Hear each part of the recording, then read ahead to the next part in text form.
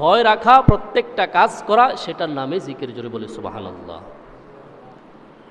এজন্য আল্লাহ সুবহানাহু ওয়া তাআলা বলেন, বিসমিল্লাহির রহমানির রহিম, ইয়া আইয়ুহাল্লাযীনা আমানু, হে ঈমানদারগণ, হে মুমিন বান্দাগণ, হে মানব সম্প্রদায়গণ। তাহলে আমরা যে আল্লাহ তাআলা এত সুন্দর করে মায়া করে আপনাকে আমাকে ডাক দিলেন, কিন্তু আল্লাহকে আমরা এত সুন্দর মায়া করে ডাক দিতে পারি না।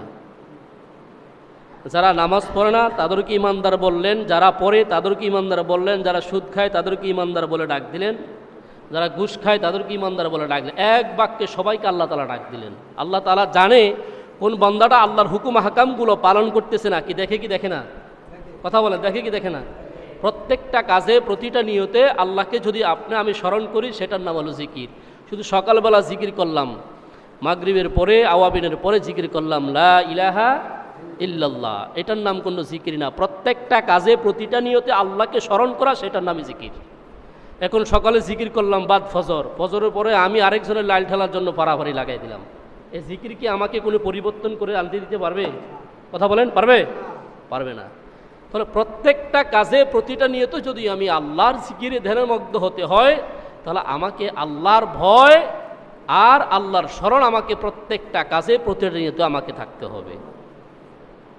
ইয়া আইয়ুহাল্লাযীনা আমানু লা তুলহিকুম আমওয়ালুকুম ওয়ালা আওলাদুকুম আন যিকরিল্লাহ। আল্লাহ তাআলা বলেন যে আমার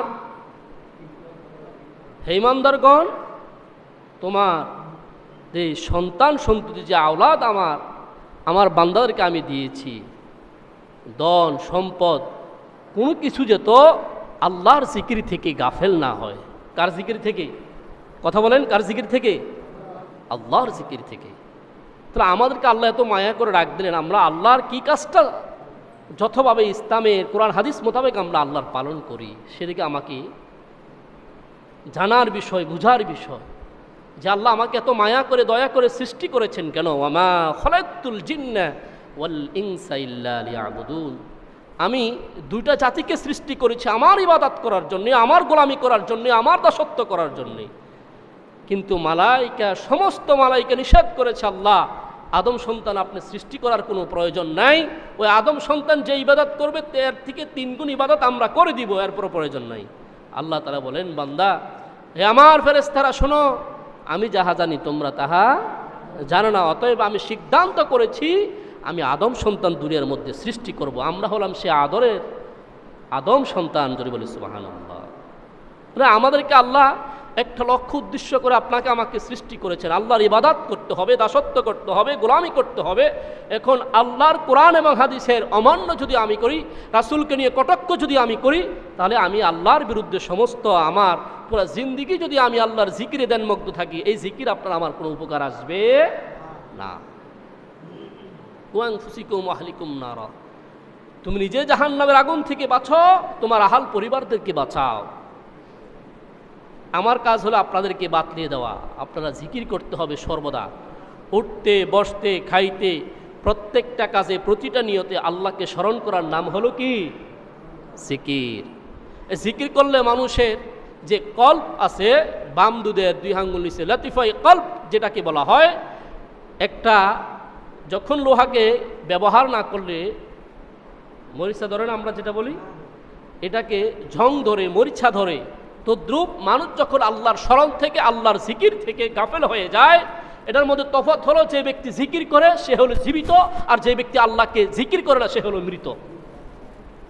তাহলে আমরা আল্লাহর বান্দা, আল্লাহর, আমি যে শুধু টাকা লাগাচ্ছি, সুদ খাইতেছি, ঘুষ খাইতেছি, মিথ্যা মামলা সাক্ষী দিতেছি, টাকার বিনিময়ে আরেকজনের লাল ঠেলতেছি আমার গায়ে শক্তি আছে বলে, তাহলে আল্লাহর জিকির যদি আমার ওই সময় থাকতো, আমাকে দুনিয়ার কেউ দেখে না, আমাকে একমাত্র আমার রব্বি কারিম দেখে। অতএব এখানে মিথ্যা কথা বলার কোনো সুযোগ নেই। আমাকে আরেকটা পরকাল ভ্রমণ করতে হবে, সেখানে মিথ্যার কোনো আশ্রয়, সেখানে সুদ ঘুষ হারাম কোনো কিছুই সেখানে চলবে না। আমরা তো সেদিকে দাবিত হচ্ছি, আমরা নামে মুসলমান, আসছে কোরবানি আমাদের সামনে চলে আসতেছে, আমরা গরু খাওয়ার মুসলমান হয়ে আমরা নাম আখ্যায়িত করলাম। হজের তৌফিক আছে, কিন্তু আমরা টাকা শেষ হয়ে যাবে বিধায় অনেক মানুষ কৃপণতা করে হজ করে না, এরকম লোক আছে না নাই? কথা বলা আছে না নাই? আছে। তাহলেই বলতেছিলাম আল্লাহর স্মরণটা এমনভাবে করতে হবে, জিকির করতে করতে মানুষের এই যখন ময়লা মরিচিকা পড়ে যায়, যখন আমি আল্লাহর স্মরণ করবো আস্তে আস্তে আমার এই কল্প থেকে ওই ময়লাগুলা দূর হতে থাকবে, গুণাগুলা মোচন হতে থাকবে প্রত্যেকটা জিকির। এখন জিকির করতে হবে কার শানে? কথা বলেন, আল্লাহর শানে। আল্লাহর শানে সকাল বিকাল লা ইলাহা ইল্লাল্লাহ। এরপরও আপনাকে আমাকে পড়তে হবে। হাদিসের মধ্যে আছে সুবহানাল্লাহ ওয়ালহামদুলিল্লাহ ওয়ালা ইলাহা ইল্লাল্লাহু আল্লাহু আকবার। এই সর্বশ্রেষ্ঠ জিকির হলো এই চারটা। এরপরে আমি খানা খাইতে বসছিলাম, ওইখানেও আল্লাহর জিকির আছে না নাই? কথা বলে আছে না নাই? আছে। একটা দস্তরখান বিছাতে হবে। এই দস্তরখানা বিছিয়ে আমি যখন আমার সামনে খানা আসছে, আল্লাহুম্মা বারিক লানা ফীমা রাযাকতানা ওয়া কিনা আযাবান নার, আমি স্মরণ করতেছি আল্লাহকে। এরপরে যখন আমি লোকমা দিয়ে মুখে নিব তখন বলবো বিসমিল্লাহি বারাকাতিল্লাহ, আল্লাহর নামে আমি শুরু করলাম। এখন যদি এই দোয়াগুলো আমি না পাঠ করি, এখন খানার মাঝখানে আমার দোয়াগুলো মনে হয়েছে আমি পড়বো বিসমিল্লাহি আউয়ালু ওয়াল আখিরু, আমি স্মরণ করব কাকে? আল্লাহকে। এখন আমাদের সমাজে আমাদের দেশে যে ক্রেডিট হয়ে গেছে, প্রত্যেকটা জায়গায় নেতার নাম না লইলে, নেত্রীর নাম না লইলে আমাদের মনে হয় জীবন চলে না। আমরা এরকমভাবে চলাফেরা করতেছি, উঠবস করতেছি। আপনারা আমার নেতা হবে মুহাম্মাদুর রাসূলুল্লাহ, সেই নেতার আদর্শই যদি আমি আদর্শবান হতে পারি, তাহলে আল্লাহ তাআলা এর বিনিময়ে আপনাকে আমাকে জান্নাত দিবে। আর দুনিয়ার ভিতরে যে নেতা নেত্রী আছে তারা যদি অপকর্ম করে, আমি যদি ভোট দিয়ে তাদেরকে নির্বাচিত করি, তাহলে তার একটা অংশ আমি পাবো। আমি ভোট দেওয়ার কারণে আমার এই নেতা নির্বাচিত হয়েছে। আপনি যদি ভোট না দেন তাহলে আপনার এই জবাবদিহিতা আপনাকে আমাকে করতে হবে না। আর যদি সে ভালো মানুষ, ভালো কাজ করে, তাহলে সেই ভালোর একটা অংশ আপনার আমার আমল নামা যাবে সদকায়ে জারিয়া হিসাবে। তাহলে এটাকে আমাকে বিবেচনা করতে হবে। আমার এরকম নেতার আদর্শ আমার দরকার নাই যার ভিতরে রাসূলুল্লাহর কোনো সুন্নতের কোনো লেবাস নাই, যেটা কোরআনের কোনো কিছু জানে না, নামাজ পড়তে পারে না, নামাজ জানে না, রোজা জানে না। তাহলে এরকম নেতা আমি আনুগত্য করে কি লাভ হবে? আতিউল্লাহ ওয়া আতিউর রাসূল ওয়া উলিল আমরি মিনকুম। আল্লাহ রাসূলের আনুগত্যের পরে উলিল আমর কারা? যারা যেই ফকিগণ উলিল আমর দ্বারা মানে আদেশ করে, ওয়া উলিল আমরি মিনকুম, রাসূলুল্লাহর কথা নিয়ম নীতি অনুযায়ী যে উলিল আমর আমাদেরকে বোঝানো হয়েছে, এমন একজন নেতা আমি নির্বাচিত করব যার আদর্শের ভিতরে আপনাকে দ্বীন ইসলামের সুঘ্রাণ পাওয়া যায়। যার আদর্শের ভিতরে নামাজ, আমি যদি নামাজ না পড়ি আমাকে দল থেকে বাদ দেওয়া হবে, এরকম দল আমাকে সিলেক্ট করে নিতে হবে, বেছে নিতে হবে। আমি যদি রোজা না রাখি, বাইতুল মাল আদায় না করি, আমি যদি জাকাত না দেই, তাহলে আমাকে সেখান থেকে বিতাড়িত করতে হবে। সব জিনিসের একটা রেজুলেশন আছে, এবং এরকমও আল্লাহর এবং আল্লাহর বিধিবিধানগুলো সব কিছুর একটা নিয়ম সিস্টেম আছে। এখন বলেন নিয়ম সিস্টেমটা যদি আমরা ফজর নামাজের পরপরে জোহর নামাজ পড়তাম, এটা কি আল্লাহর দরবারে কবুল হইতো? ওয়াক্ত শুরু হইতো না? এরকমই এই নামাজ পড়তে এসেছি, আমি আল্লাহর স্মরণ করতেছি। জুমার নামাজ, ইযা নুদিয়া লিস-সালাতি মিন ইয়াউমিল জুমআহ, আমরা নামাজ পড়তে এসেছি, জুমার নামাজ পড়তেছি। জুমার নামাজও আল্লাহ তাআলা বলছেন জিকির, মানে আল্লাহকে স্মরণ করা। 5 ওয়াক্ত নামাজ আল্লাহকে স্মরণ করা, কোরআন শরীফ পড়তেছি আল্লাহকে স্মরণ করা। এক কথায় যেই কাজটা ভালো, সেই কাজের মধ্যে যদি আমি আল্লাহর নাম বলে স্মরণ করি, বিসমিল্লাহির রহমানির রহিম বলে স্মরণ করি, শুরু করি, সেইটাই ভালো কাজ, সেইটি আল্লাহর স্মরণের কথা আমার মনে থাকে। এখন আমরা স্মরণ করতে হবে কাকে? কথা বলেন, আল্লাহকে। প্রত্যেকটা কাজে, প্রতিটা নিয়তে আল্লাহকে স্মরণ করতে হবে। এখন ইস্তিনজা দেওয়ার সময় আমাকে কিছু সুন্নত মেনে চলতে হবে। ইস্তিনজা দেওয়ার সময় ও আল্লাহর স্মরণ আছে না নাই? কথা বলেন, আছে না নাই? আছে। ইস্তিনজা দেওয়ার সময় আমাকে মাথা ডাকতে রাখতে হবে, শরীরে কিছু পোশাক রাখতে হবে, স্যান্ডেল পায়ে রাখতে হবে। ঢোকার আগে আল্লাহুম্মা ইন্নী আউযু বিকা মিনাল খুবুসি ওয়াল খাবাইস দোয়া পরে আমি সেখানে বসতে হবে। ঢিলা কুলুপ করতে হবে, পানি খরচ করতে হবে, সেখান থেকে বের হওয়ার পরে পড়তে হবে গুফরানাকাল হামদুলিল্লাহিল্লাযী আযহাবা আন্নিল আযা ওয়া আফানি। এটা হলো আল্লাহর স্মরণ। এটা হলো কার স্মরণ? আল্লাহকে স্মরণ করতে হবে প্রত্যেকটা জায়গায়। আমি আল্লাহর বান্দা, আমি ইবাদত করব আল্লাহকে খুশি করার উদ্দেশ্যে। যেহেতু আল্লাহ আমাকে সৃষ্টি করেছেন মায়া করে, দয়া করে, একটা উদ্দেশ্যে, ওমা খালাকতুল জিন্না ওয়াল ইনসা ইল্লা লিয়াবুদুন। আমি দুইটা জাতিকে সৃষ্টি করেছি আমার ইবাদত করার জন্য, আমার গোলামি করার জন্য, আমার দাসত্ব করার জন্যই। অতএব এই মানুষ যদি ইবাদাত করতে করতে করতে আল্লাহকে স্মরণ করতে করতে করতে আল্লাহর বিধিগুলো মানতে মানতে আল্লাহর জান্নাতে চলে যায়, এবার বলেন তো দেখি আল্লাহর জান্নাত কি একটুও শর্ট পড়বে? কথা বলেন, শর্ট পড়বে? পড়বে না। বরং মানুষ সমস্ত যদি আল্লাহর নৈকট্য হাসিল করে রাসূলুল্লাহর আদর্শ ধরে তারা জান্নাতে যায়, আল্লাহর জান্নাত শর্ট পড়বে না। তথাপি দুনিয়ার সমস্ত মানুষ যদি আল্লাহর ইবাদত না করে আল্লাহর কোনো কিছু কোনো ক্ষয়ক্ষতি আসে যায় না।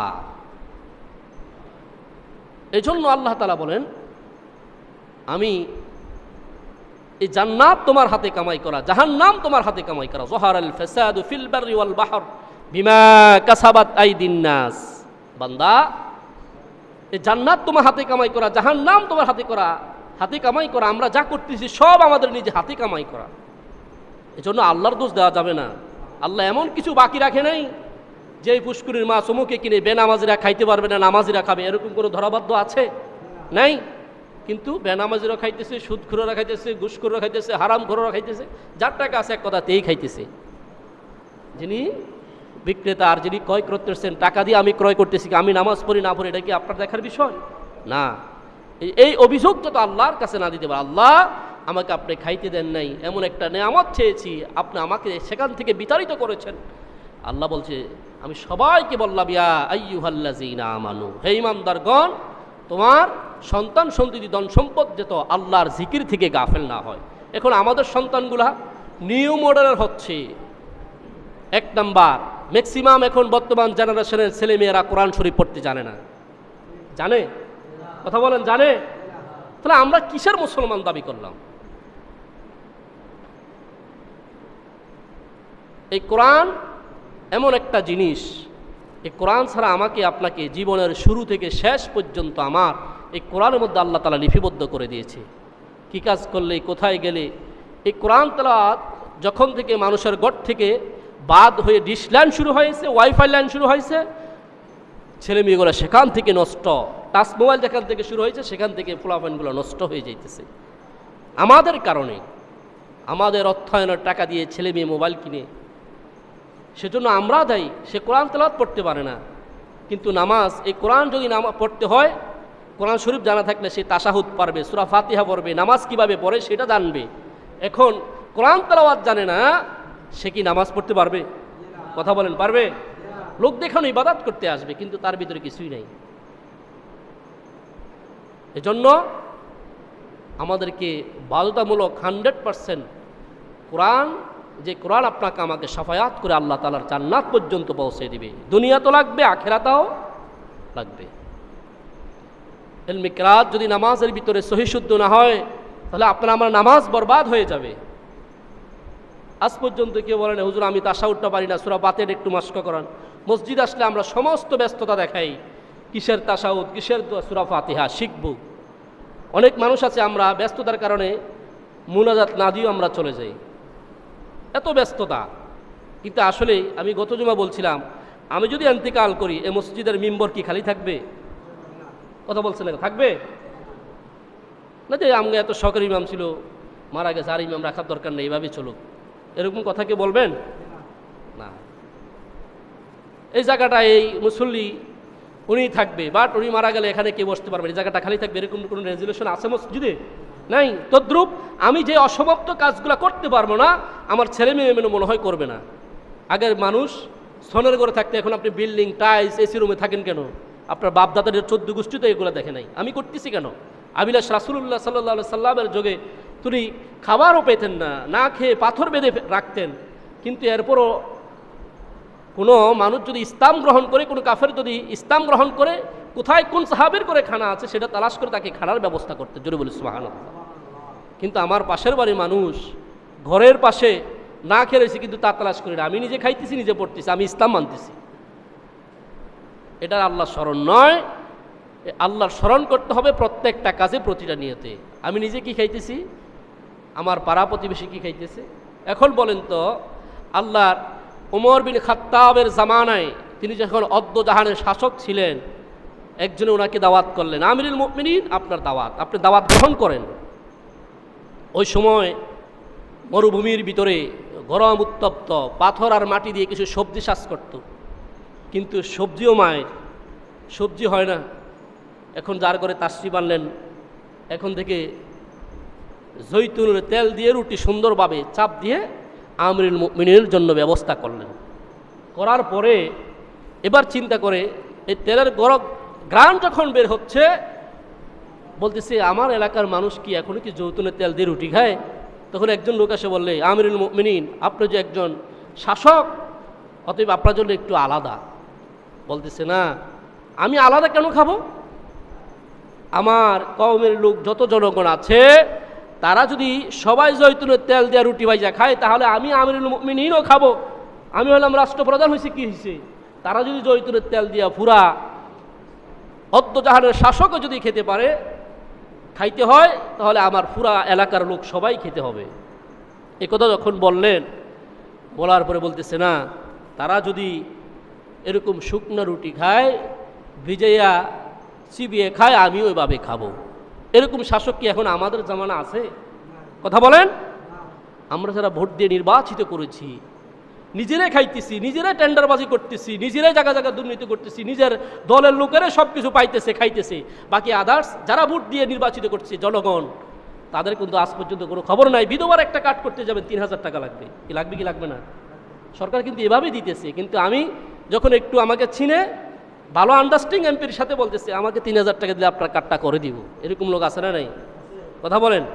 চাউলের কেজি চলতেছে ফ্রি, কার্ড দিতেছে, ঘরে ঘরে যেয়ে দিতেছে। আমার লগে তার ভালো নাই, তাকে আমি কার্ডে দিতাম না। এটাও আমিরুল মুমিনের আদর্শ ছিল না। অদ্দজাহানের শাসক, তিনি রাতের আধারে ঘুরে বেড়াতেন, কার ঘরে খাবার ছিল না। মানুষ নিয়ে আল্লাহর দরবারে, এমনকি তিনি বলছেন, আমার জামানা যদি একটা কুকুর পর্যন্ত না খেয়ে আল্লাহর দরবারে আমার বিরুদ্ধে হাজিরা যদি অভিযোগ করে, আমি আল্লাহর কাছে কি জবাব দিব? কুকুর তো মানুষে মরতেছে না খেয়ে, আমাদের কোনো খোঁজখবর নাই। আমরা চিন্তা করতেছি কবে আমরা ক্ষমতা পাবো, কবে যাব, কবে কি করব। যারা আছি তারা বলতেছে আমরা আরো খাইতেছি, খাইয়ালই, এরকম চিন্তা ভাবনা করতেছি। তার ভিতরে যদি আল্লাহর জিকির থাকতো, তাহলে জনগণের মাল সে আত্মসাৎ করতো না। তার ভিতরে যদি আল্লাহর জিকির থাকতো, তাহলে রাস্তার মাল আত্মসাৎ করতো না, মসজিদের মাল আত্মসাৎ করতো না। মানুষের হক নষ্ট করা এত সোজা কথা নয়। এজন্য আমরা আল্লাহর জিকির করব সর্বদা, সর্বধাগায় আল্লাহর জিকির করব। এমনভাবে করতে হবে যে জিকিরটা আমাকে কবর পর্যন্ত পৌঁছে দেয়। আর যেটা বলতেছিলাম, এখন বর্তমান সিচুয়েশনের ছেলে মেয়ে যারা আছেন, তারা কিন্তু কোরআন শরীফ পড়তে জানে না। বিয়ের সময় যদি আসে একটা উপযুক্ত মেয়েকে কোরআন শরীফ জিগায়, তো এখনকার মেয়েকে জিজ্ঞেস করা লাগে না, পারে, আদর্শ কিন্তু জিজ্ঞেস করে দেখেন পারে না। না পারে, হ্যাঁ হুজুরে কি পড়াইলো, আপনার রেজুলেশন দেখে দেখেন, হাজিরা খাতা আছে, আপনার ছেলে মেয়েটা কয়দিন আসছে দেখেন, তারা সেটার ভিতরে নাই। কিন্তু স্কুল মাসকে মাস বন্ধ থাকে, মসজিদ যদি 2 দিন বন্ধ থাকে, কি ও হুজুরের এত টিয়া দিয়ে বেতন দেই, কিন্তু মসজিদে এতদিন বন্ধ, এটা তো বুঝলাম না। কি সমালোচনা চলে কি চলে না? অবশ্যই চলে। আমরা করতে দ্বিধাবোধ করি না। ইক্তাদায়িত বেহাজাল ইমাম, যার কাছে আমি আখেরাতের ভার পর্যন্ত যার কাছে আমি নিয়ে নিলাম, সেই ইমামের বিরুদ্ধে আমি কি করতেছি? সমালোচনা করতেছি, আলোচনা করতেছি। এটার রেজাল্ট হলো কি? আমার ভিতরে ইসলামিক কোনো জ্ঞান না থাকার কারণে। কোরআন অক্ষর যদি আমার ভিতরে থাকতো, আমি যদি অন্তপক্ষে কোরআন শরীফটা নিজে পড়তে পারতাম, আমার পরিবার পড়তে পারতো, তখন আমার ছেলে মেয়েকে কোরআন পড়ার জন্য আগ্রহ দেখাইত। নতুন নতুন আসছে, পুরা মসজিদ ভরে গেছে, এখন 10 থেকে 12 জন ছেলে মেয়ে আসে। এটা কি হুজুরের দোষ? কথা বলেন, দোষ হুজুরের? অমুক হুজুর ছিল 4 বছর কায়দা দিছে, কিন্তু আমার ছেলেটাকে কেন এখন কোরআন শরীফ পড়তে পারে না?